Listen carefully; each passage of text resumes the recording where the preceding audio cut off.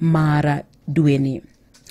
Wadhi kaunti ma Migori kama waidonjo dak ma Nyakurkuma sub-county ma Uriri mabende nochiwo lopegi ne kambi mar Ketraco ne gedo mar Dagmach koro dwaro mondo kambi no chulgi.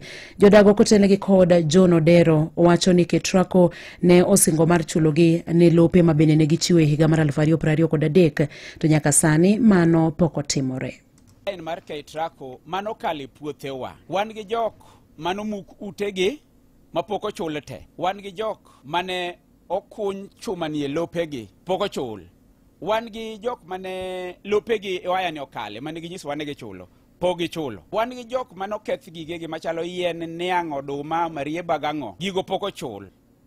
Kakoro gi osingo mar kao okang' mager ne kambino mar Ketraco kaponi ok ochulogi e juma achiel. Wechegi ne osira kod Joyce Manoa mabende koro wacho ni kambino mar Ketraco nyaka to koro chulgi ne lope mabende ne gichiwo negi.